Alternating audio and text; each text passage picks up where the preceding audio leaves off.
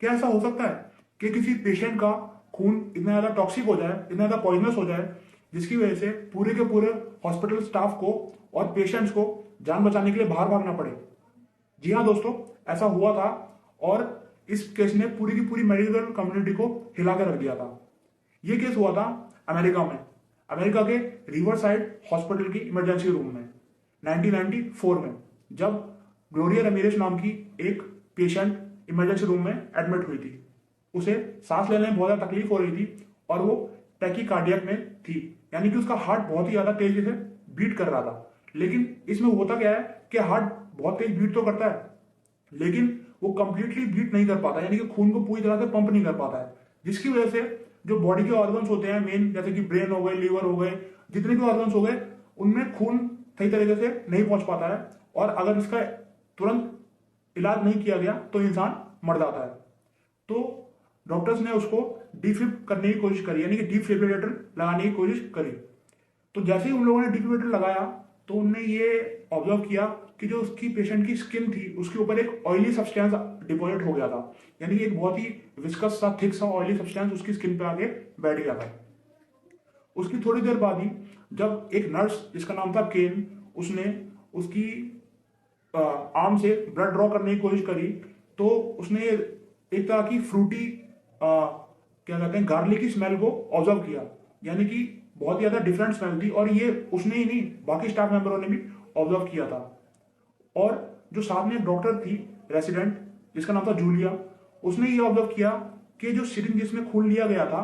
उसमें एक तरह के मनीला कलर के क्रिस्टल्स जो होते हैं वो दिखाई दे रहे थे, जो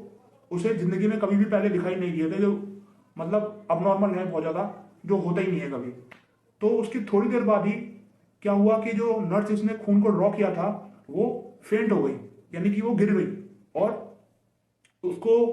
ये कंप्लेन थी उसकी कि उसका जो चेहरा था वो बर्न हो रहा था, उसके पूरे फेस पे उसके बर्निंग सेंसेशन हो रही थी। तो तुरंत ही उस नर्स को बाहर ले जाया गया इमरजेंसी रूम से।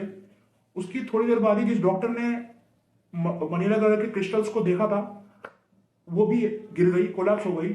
और वो एपनिक हो गई, यानी कि वो सांस भी नहीं ले पा रही थी सही से। यानी कि ऐसे स्पेल्स जिसमें वो सांस लेते हैं और थोड़ी देर के लिए सांस नहीं ले पाते हैं, तो उससे इस तरह से हो रहा था। तो उसे भी उस रूम से तुरंत बाहर ले जाया गया। और देखते ही देखते 2-3 मिनट के अंदर ही 6 स्टाफ मेंबर जो थे वो फेंट होके गिर गए, जिसकी वजह से एक तरह का इमरजेंसी प्रोटोकॉल चालू करना पड़ा। और जो हेड ऑफ इमरजेंसी रूम था उसने तुरंत ही सारे के सारे हॉस्पिटलों को, जो इमरजेंसी रूम था उसको खाली कराने के लिए ऑर्डर दे दिया, और ये बोला कि सारे के सारे स्टाफ मेंबर्स और सारे के सारे पेशेंट जो हैं वो तुरंत हॉस्पिटल से बाहर भाग जाएं पार्किंग लॉट में, एक खुले एरिया में, जहां पे वो अच्छे से ब्रीथ भी कर पाए और कोई खतरा ना रहे किसी को। तो सब लोग बाहर भाग गए, लेकिन 6 लोग तो जो थे स्टाफ के वो अंदर रुके रहे, क्योंकि उन्हें जो ग्लोरिया थी उसकी जान भी बचानी थी, क्योंकि वो उस समय मर ही रही थी एक तरह से। तो जो लोग बाहर भागे उनके लिए एक अलग से एक जो टीम होती है वो आई हैजमेट सूट्स में। हैजमेट सूट्स एक तरह के सूट्स होते हैं जो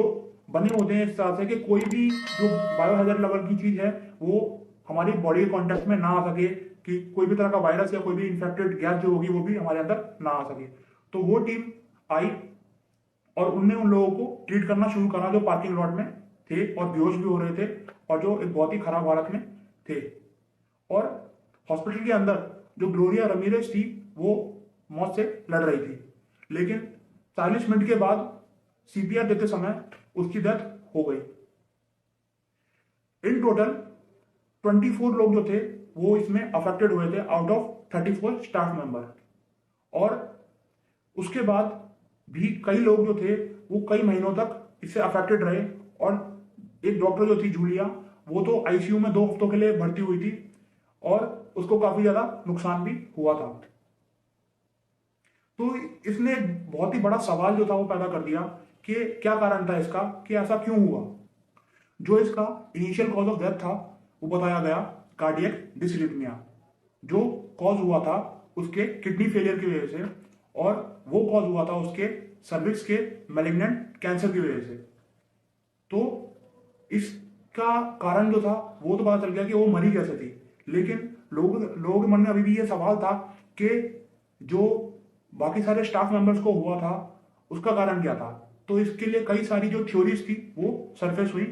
और जो पहली थ्योरी थी वो थी मास हिस्टेरिया की, जो ये कहती है कि काफी सारे लोगों में एक तरह का हिस्टेरिया फैल गया था, क्योंकि एक ट्रिगर जैसे कि वो फ्रूटी स्मेल जो थी, जो ओडर था फ्रूटी गार्लिक की ओडर, जिसकी वजह से कुछ लोग फेंट हुए और उसको देख के ही बाकी सारे लोग भी फेंट हो गए। लेकिन सारे लोगों ने इस थ्योरी को तुरंत ही नकार दिया था, यहाँ तक कि जो डॉक्टर जूलिया थी, जो इससे सबसे ज्यादा अफेक्टेड हुई थी, यहाँ तक कि उसे 2 हफ्तों तक आईसीयू में बिताने पड़े थे, और उसे एवीएन भी हो गया था, यानी कि एवेस्कुलर नेक्रोसिस हो गया था, जिसकी वजह से उसकी जो बोन थी वो डैमेज हो गई थी, और उसे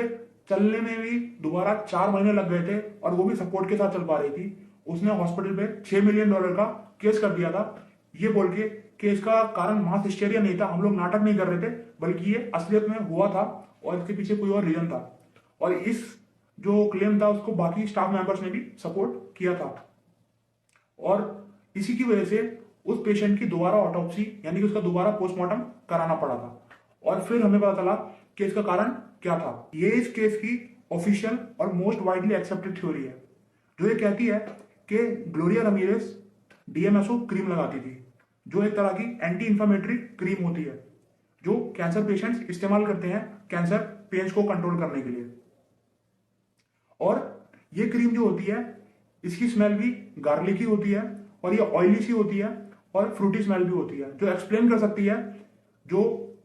स्टाफ मेंबर्स को उसकी स्किन के ऊपर दिखाई दिया था ऑयली सब्सटेंस उसको। और यहां तक कि ये एक ऑक्सीजन एटम दूर होती है डाइमिथाइल सल्फोन बनने में, जो व्हाइट कलर के क्रिस्टल्स भी फॉर्म करता है, जो दिखाई दिए थे डॉक्टर्स को। तो ये उसको भी एक्सप्लेन कर सकता है। लेकिन मेन बात यह है कि डाइमिथाइल सल्फोन जो था वो ह्यूमंस में इतना ज्यादा टॉक्सिक नहीं होता है, तो ये एक्सप्लेन नहीं करता कि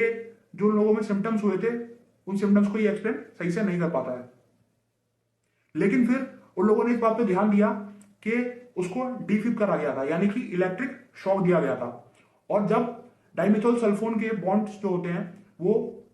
ब्रेक हो जाते हैं और वो केमिकली चेंज हो जाता है डाइमिथाइल सल्फेट में, अगर उसको इलेक्ट्रिक शॉक में यानी कि इलेक्ट्रिसिटी में ट्रीट किया जाए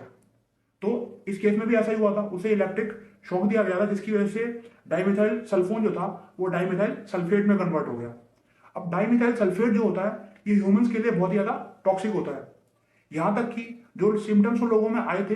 ये उसको भी एक्सप्लेन कर पाता है, क्योंकि इससे कन्वर्जन, नोजिया, नमनेस, पूरी बॉडी में paralysis, breathing problem, multi organ damage यानी कि लीवर, किडनी और लंग्स को भी डैमेज हो सकता है, और बाकी सब लोगों में भी ये सिम्टम्स दिखाई दिए थे। यानी कि एक बहुत ही अच्छा एक्सप्लेनेशन कर पा रहा था जो सिम्टम्स लोगों में हुए थे। तो दोस्तों यही कारण था इसका, जो बहुत ही ज्यादा वाइडली एक्सेप्टेड है कि ये क्यों हुआ था सारे स्टाफ मेंबर्स में। अगर आपको वीडियो पसंद आई हो तो चैनल को सब्सक्राइब जरूर करना और बेल आइकन दबाना मत भूलना, जिससे कि मेरी नेक्स्ट वीडियो की नोटिफिकेशन आपके पास तुरंत ही पहुंच जाए। थैंक्स फॉर वॉचिंग गाइस, मिलता हूं आपसे नेक्स्ट वीडियो में, और तब तक के लिए टेक केयर, स्टे हेल्थी।